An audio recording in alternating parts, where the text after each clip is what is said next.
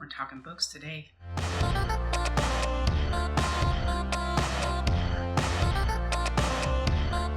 Hey guys, welcome back. This is Stitches and Seams, and my name is Viv, and today we're going to talk about books. These are just some books that I have in my sewing library, and I thought I would show you guys what I have and the things that I like the most, and hopefully this is helpful to you. Before we go any further, I really want to say hello, welcome, thank you to all the new subscribers. I really appreciate you guys, and I hope that you like what you find here. We're getting really close to 1K, so if we can get there, we might be doing a little something. So share with your friends and let's see what we can do. Okay, so books. Books. I'm one of those people that more is more when it comes to books. I mean, more is better. Yeah, more is better when it comes to books. So you guys will remember this one because I recently did a review on it, and it is Fabrics A to Z, and it goes through all the different types of fabric, how to care for them, how to sew for them, tips and tricks, things to look out for, the best way to mark them, all those types of things. So this is super handy and really helpful. I just noticed that's Amy Butler fabric on the back. Anyway, yeah, excellent book, and you can probably, I think my daughter paid full price for this for me for Christmas on Amazon, but if you go into the used, the other sellers, you'll be able to find books a whole lot cheaper. I mean, some of these books I got for like $1. I think the most I paid for one of them, but I did pay because I got it brand new, and that was like $16. But some of these other ones that are the older, the older books, I got them super cheap. So keep your eye peeled for those things because you can get some real bargains. You have to wait longer for it to ship, but in the end, it's worth it. To me, anyway. Okay, so Fabrics A to Z. Check that one out. Next book, everybody on the whole entire planet knows about, and that is Tilly's Love at First Stitch book. It's a pattern book and also techniques. So, pardon me. She's got a whole bunch of different patterns in here. And then she talks about different techniques and different ways to hack said patterns, how to apply interfacing, how to do an invisible zip, how to do gathers, all those types of things. So really useful book, even without the patterns. But with the patterns, there's so much more that you'll actually get out of the book because you can follow along with her hacking and take that beyond and go further and see what you can do with that. So I don't think I've come across one person that does not recommend Tilly's book. I am anxiously awaiting the second book. It is on my wish list. Birthday's coming up soon, so we'll see what happens with that one. The next book is, if you hear the thunking and the dog barking, sorry. Let's see. The third book is The Great British Sewing Bee. Almost said beer. The Great British Sewing Bee from Stitch to Style. And this is the last season with Patrick and Esme. This also has patterns that go along with it and has the different techniques of how to do things. I can't speak very much to this book other than, let's see if I can find it again. I made one pattern out of it, and I was not pleased. I don't know if it was a combination of it just was like the wrong style for me or what, but I did the Japanese style top, and really what drew me to this was the cherry fabric and monochrome. Apparently that's a thing for me. I didn't realize it, but yeah, that shape just didn't work for me, and the cowl neck and everything, it was just really wonky. And of course I had to grade up too, so I don't know, maybe I screwed up when I was doing that or something. It's a possibility. but I know other people have made things out of this book. Lisa Comfort made the palazzo pants, and she liked them. So I know that. Oh, and the shell top. No, I think that's actually a different season, because Tina from Simply in Stitches made the shell top, which is basically the shape of the chevron top right there that they do. So it's that basic shape, but this one is cut on the bias so that you can make the chevrons with the stripes. So yeah, there's good patterns in here, and maybe with my weight loss, I will be able to kind of look into those more, because I've become kind of lazy about it. Like, if they don't make it in my size, I'm just not doing it because I don't want to make all the adjustments. I know, lazy. So yeah, there's that one. And next is, I highly recommend this book if you are plus size or if you sew for plus size. Now, this book was recommended to me by Andrea of Sew to Fit, also here on YouTube, and I'll link her channel. If you have not heard of Andrea, she really is an excellent teacher. Very, very helpful, very encouraging. I definitely think that she had a hand in my kind of development as a sewer, person who sews. She really gave me a lot of confidence, and taught me quite a few things. My mom taught me basic things, but there was gaps in her knowledge, so therefore there was gaps in my knowledge. And when you try to teach yourself things out of books and stuff like that, you don't always get it, you know what I mean? So Andrea was really helpful and instrumental with that kind of stuff. I mean, I'm not by any means done learning. I hope I will always learn, but she's definitely helped me get to where I'm at right now. So, trip down memory lane over. This book is Sewing for Plus Sizes, Creating Clothes That Fit and Flatter.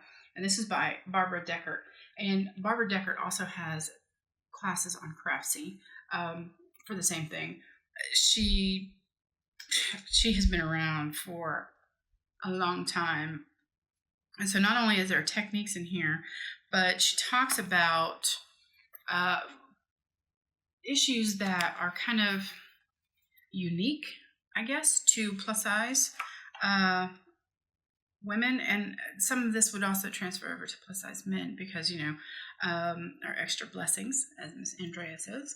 When we're plus size, we have those. And so we have to learn how to accommodate for those things. And this book will help you to do that. So I do recommend that. Ooh, look at that dress. Now, see, okay, I'm not much of a bodycon type dress, but look at that dress. I actually really, really like that. But anyway, yeah, sorry, I got distracted. I do recommend this book, and I have used it for different things. So check that one out. Everything's going to be linked in the description box below, and we will try to put in little inserts for the photos and everything for you guys so you can see it. The next one, if I could only own one book, that's all I was allowed to own in regard to sewing books, it would be this book. And if I could only recommend one book, it would be this book, Fit for Real People by PATI Palmer and MARTA ALTO.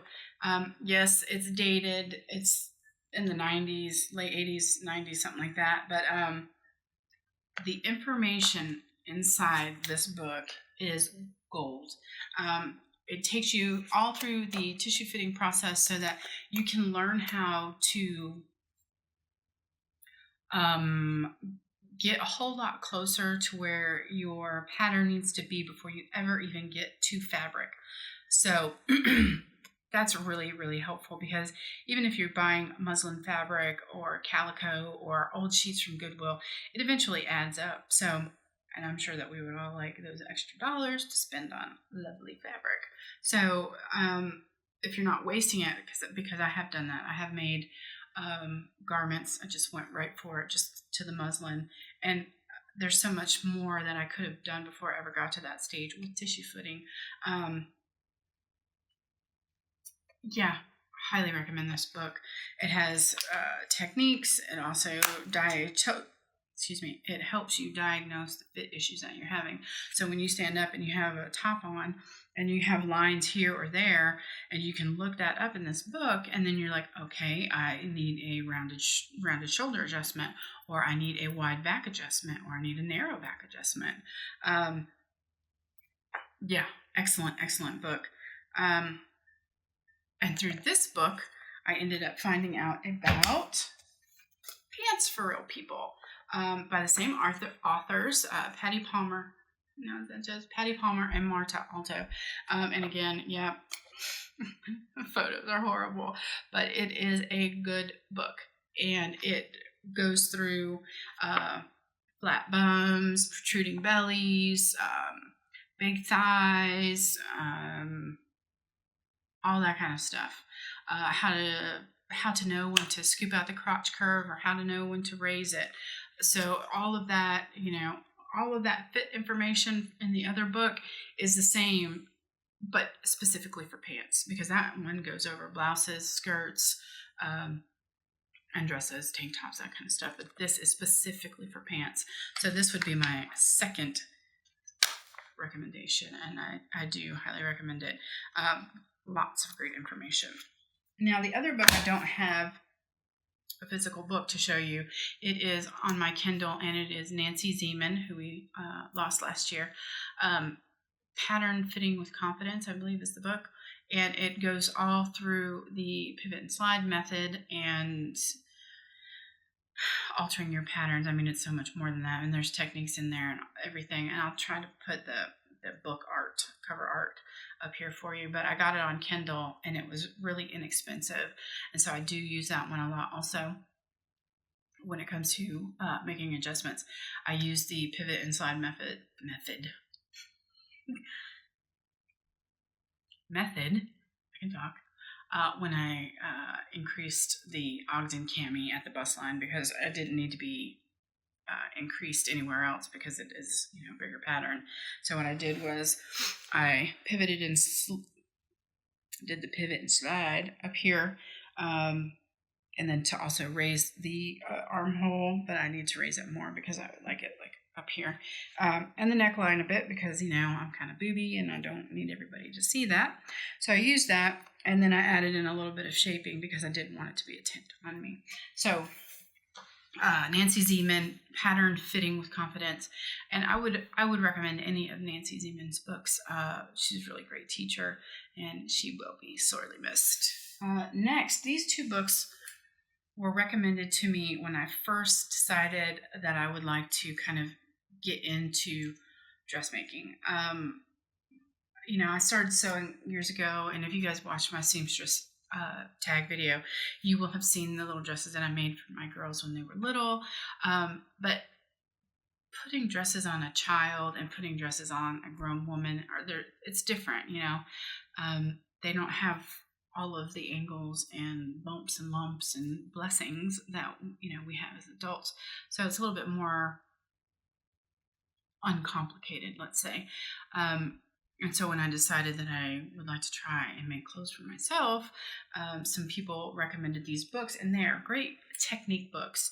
The first one is The Complete Book of Sewing, and there's really it just says DK on it, but I will link it below and put the pattern art in here. It goes through everything: collars, piping, interfacing, belts, just seriously, all kinds of stuff. Different cuffs that you can do, mitering, binding, when like you're talking about like a quilt or a baby blanket, or like maybe you want to jazz up your hand towels or something like that.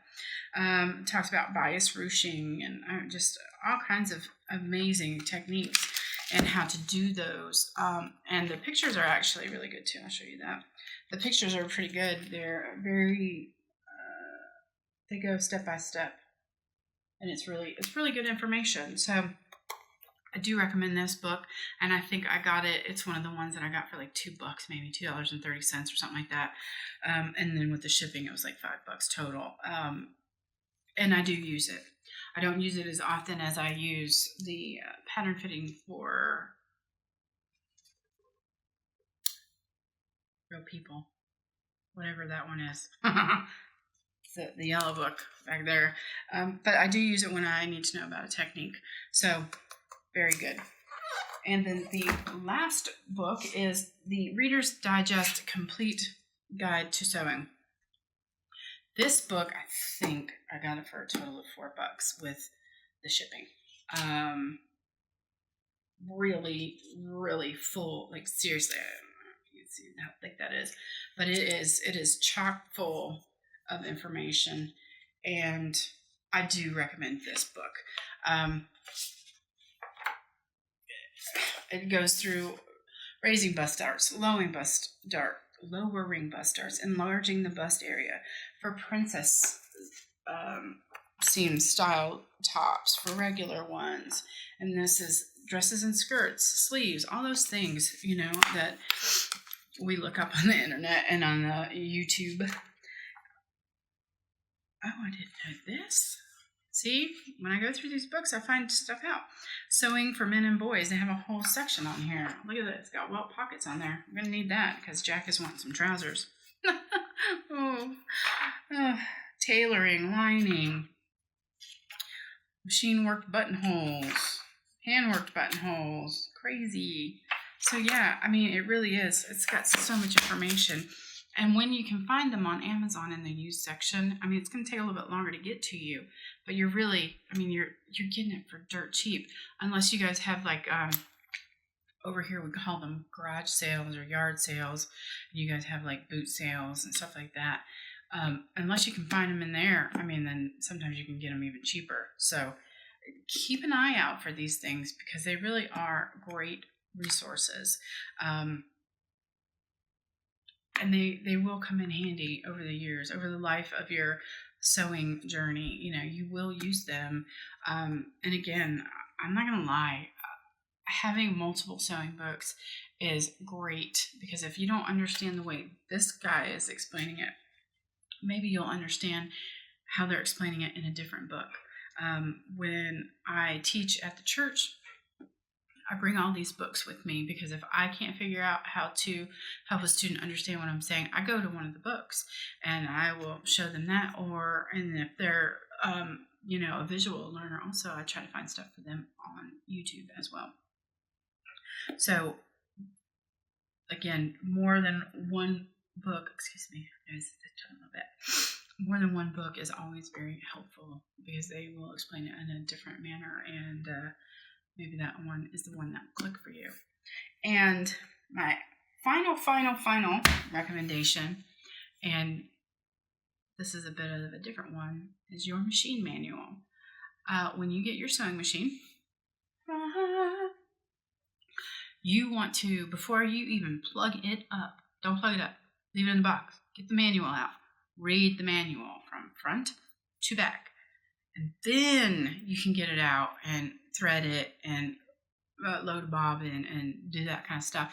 But because all machines are different, this machine winds a bobbin completely different than I've ever learned to wind a bobbin. Because it's just different. So I wouldn't have known that if I hadn't read my manual. My serger manual, I have read that cover to cover, and I don't just use it for when I need to change up the stitch. There's a lot of information in there, a lot of helpful information in there, and I do encourage you all to read your manuals thoroughly and to keep them at hand. Mine is right here in my drawer, and my serger one is in the drawer under it. So keep them to hand and refer to them when you have an issue. It's going to get you out of scrapes. It'd be very helpful to you guys. Now, let's kind of go back to what we were saying, what I was saying. I don't know why I say wait. Why do I say wait? I don't have a mouse in my pocket. Let's get back to we're almost at 900 subscribers. We're just a couple short, and 900 is really close to 1,000. So if we can get to 1,000 subscribers, we will have ourselves a bit of a giveaway, and I am looking forward to doing that. I never thought we'd get there, but you guys have been amazing, and it really and truly is very enjoyable for me to read you guys' comments and interact with you guys. I can't tell you what a pleasure that is, really and truly. And I enjoy making the videos for you. And hopefully I get to the point to where, we can move past the look at what I made and blah, blah, blah. I would like to take the channel in different directions and maybe offer some tutorials or maybe do some sew alongs. Very much would like to do that with you guys, but we're lacking equipment right now. So that has to come in its own time. So, but yeah. I'm looking forward to 1,000 subscribers, and I am looking forward to doing a sew along. So if you've enjoyed this video, please give us a thumbs up. If you haven't done so yet, please subscribe and share us with your friends, and we'll get to that 1,000 subscriber giveaway even sooner, hopefully. And we will see you all again next week. Take care. Bye.